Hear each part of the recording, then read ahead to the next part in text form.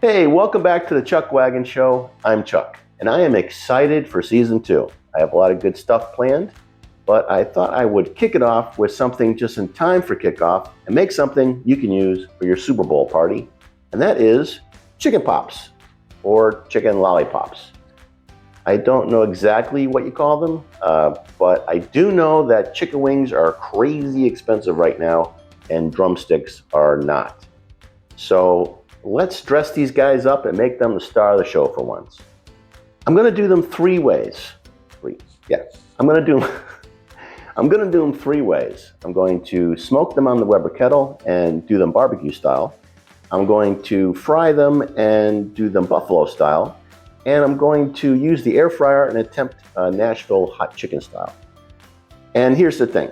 All the recipes and the methods are interchangeable. So, for example, you don't have to use the air fryer. You can use your oven. Or maybe you don't want to fry them to do buffalo wings. We don't have chicken wings. To do buffalo pops. You can use your air fryer or the oven or your own smoker. I mean, it doesn't really matter. What does matter is I have 5 pounds of drumsticks here that I bought for $5. I mean, try finding wings for $1 a pound. That's crazy.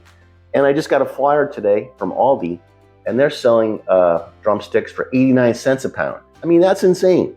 Oh, and one last thing before I get started. All 3 ways will also be low carb friendly. So maybe that doesn't matter to you, but I'm trying to lose weight and win a smoker from Jeremy Yoder, the mad scientist barbecue guy.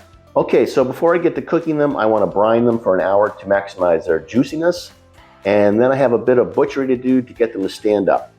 I'm not exactly sure how to do that yet, but I'm quite sure that Walter will be around to help me sous chef. He always seems to be available whenever I have any kind of meat. So without further ado, let's get rolling. For the brine, whisk a ½ cup of table salt with 2 quarts or 8 cups of water. That's a ratio of 1 tablespoon per cup of water. Then put the whole thing in the fridge for 1 hour. All right, it's been an hour and the drumsticks are all brined up. Now I'm just gonna pat them dry as best I can because we want them nice and dry so the skin gets crispy. Okay, so what you want to do is take your drumstick and slice a small piece off the bottom to get them to stand up. Then taking your knife, ring around the end of the drumstick about 1.5 inches from the end. If you don't cut through all the tendons, then use a scissors to cut through them. Then use a paper towel because it can get slippery and pull that end piece of skin off the bone. Now push the meat down towards the end you slice flat and you'll see some tendons pop out. Simply trim those away with your scissors, cleaning it all up until it looks presentable. The process will take you about 3 minutes for each drumstick. Now, when you push this down, you just want to be careful there's like a little, it's almost like a splinter. I don't know if you can see it. I'm going to show it to you. I think it's part of the tendon. Right there. So I don't know if you can see that. It's pretty sharp. Nobody mentioned that to me, but I'm telling you because you don't want somebody to bite down on this, right? You definitely want to get down there and cut that piece out. That wouldn't be cool. See? For the barbecue pops, I hit them with a bit of oil spray for a binder. That's optional, of course. Then cover them with whatever seasonings or rub that you like to put on your barbecue chicken. Trim up anything unappealing to you. To smoke these, I'm using a Weber kettle, simply because I'm only doing 3 and I really don't want to break out the offset for so few. It's always a good idea to clean your grate with a paper towel and a bit of vegetable oil. This will remove any grime and also help to keep your chicken from sticking to the grate. For the coals, I went with 3/4 of a chimney, and I'm using the 2-zone method so I can at first get a decent sear on the skin and then move them off heat to finish. After the sear, apply your first coat of your favorite barbecue sauce. I'm using GU's sugar-free. Then just drop in a chunk of hickory or whatever and let it go for a good 20 to 30 minutes. Then check them for temp. I'm aiming for 190 degrees Fahrenheit internal on all the drumsticks. I know that seems like it's too high, but I want the collagen to break down so the meat is more tender. You will probably have another 15 or 20 minutes to go, so go ahead and give them a second or third coating of your favorite barbecue sauce until you can get them to 190 degrees. Okay, so we're moving on to do the Nashville chicken in the air fryer. I got a couple of eggs here. I think this is 3 eggs, probably a couple of tablespoons of heavy whipping cream. You could also use buttermilk, regular milk. This is almond flour. You can use regular flour if you want to.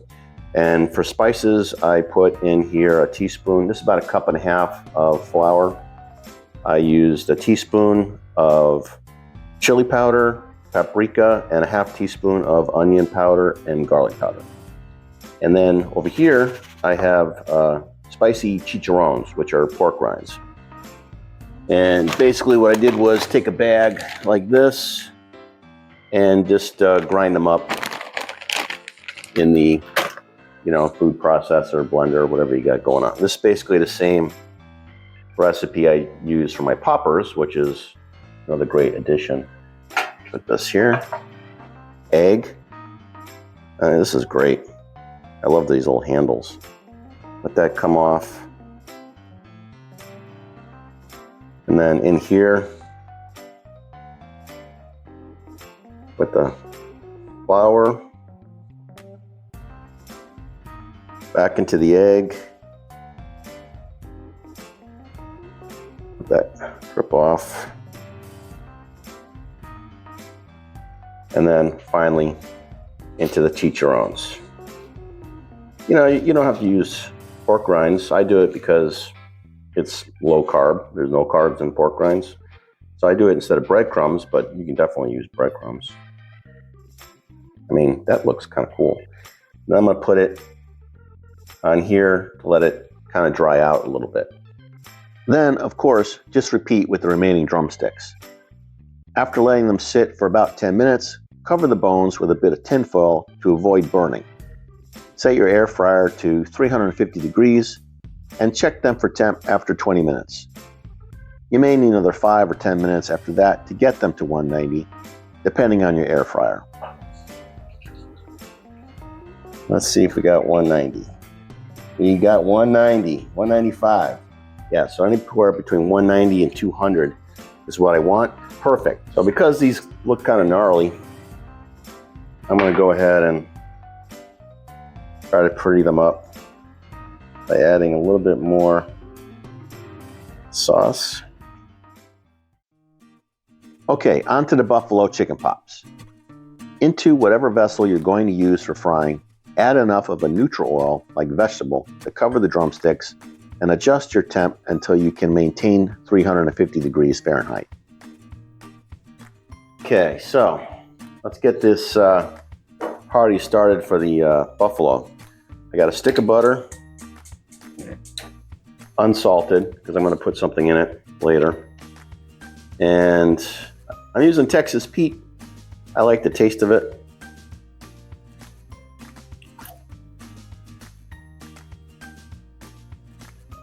You can use anything, of course. You want to do this low and slow.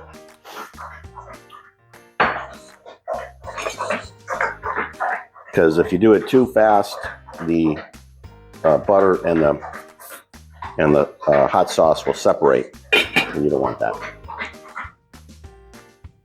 Okay, so what we're going to do now is whisk this up. Looks like it did break a little bit. I'm going to add some ranch seasoning. I'll put the whole packet in there. That will help to thicken it up. and also to flavor it. You can really use any kind of seasoning. Italian dressing, seasoning packet would be good too.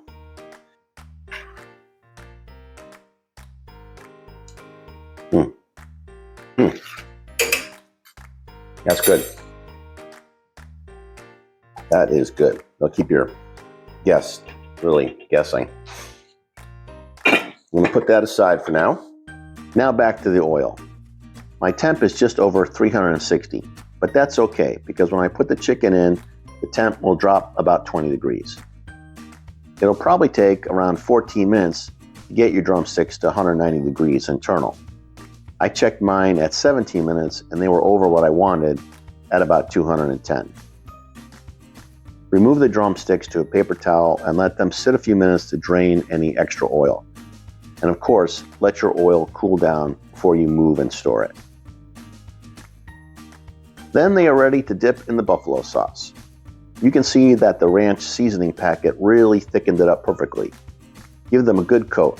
Then let them sit a few minutes before hitting them again with the sauce. Let's eat. We got our chicken pops and we're getting ready for a taste test. Full disclosure, I put them in the fridge for a while. Want to make sure everybody got home so that everybody else could try it.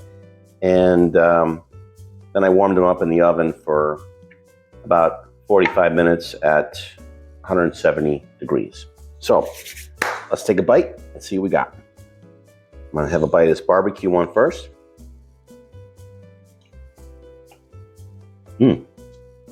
Barbecue one's good. I like that one. Now the buffalo style.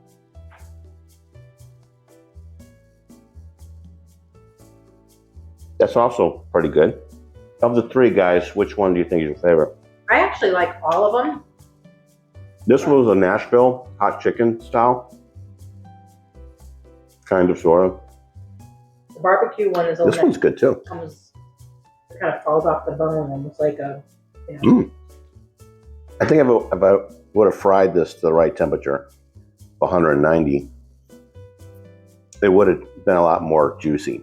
These other two, extremely juicy because I cooked them to 190. This one got a little bit ahead of me, so that's why it's a little bit chewy. But the flavors are all great. Honestly, all three flavors are really good. Yeah, I think so too. Thanks. I think I would try this again. It's a little bit of work to trim them and do that, but I got the timing down from about 5 minutes a leg to about 2 minutes. Faster, faster, faster. And you could do that ahead of time, put them in the fridge, and then just bring them out for when you're ready for them. These are good because I prefer flats normally. Yeah. And these are really good. And what I like about it is chicken wings are super expensive. And you get a lot of meat on this, but you're getting chicken wing flavor. So I like it. Took a little bit of work, but I think it's worth it. It would be an interesting thing to do for a party, like a football party. Yeah, I really like the way they look, the presentation. It's a lot easier to pick it up at a party. Right. And you can easily distinguish which one's a barbecue, right. Which ones are the, so I like, I do. I actually, so taste-wise, they're all a winner.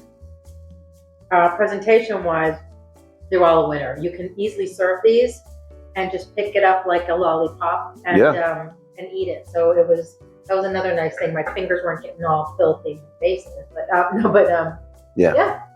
All right. It's a winner chicken dinner. I think these are good. And I think this will be a great addition for your Super Bowl party. Thanks for tuning in. I hope you enjoy these if you try to do them. And I hope this video helped you out. And like and subscribe and all that nonsense. And I'll see you down the dusty trail on a chuck wagon. Well, not yet. I just made a few notes. That's a good boy. Who's a good boy? Yeah. Hey, before you head out, I have a few tips, 4 to be exact, that I think you might find useful. Number 1, if you don't see it in the video, I'm telling you here and now about the sharp bone that's on the chicken leg.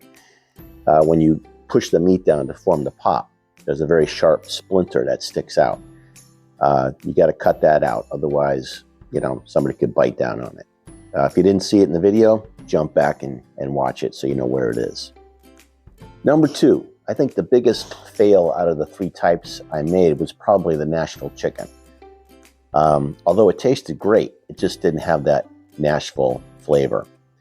I think if I was going to do it again, I might try to put some Nashville hot sauce on it after it was done cooking, or maybe put more spices in the flour. But, that all depends on your taste for heat. If you like something that tastes really good and kind of mild, then I would say go for it. Number 3, it's just my opinion, but I probably would not fry them again to make buffalo pops.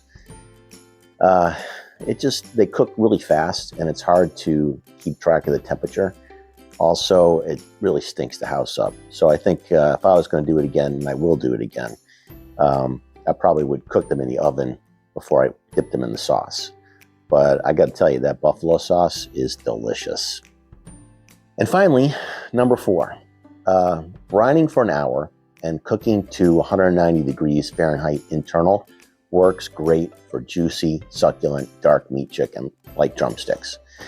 I definitely recommend that, and I will be doing that from now on. It's a game changer. And that's all, folks. Have a great Super Bowl weekend or whatever you got going on, and I'll see you later.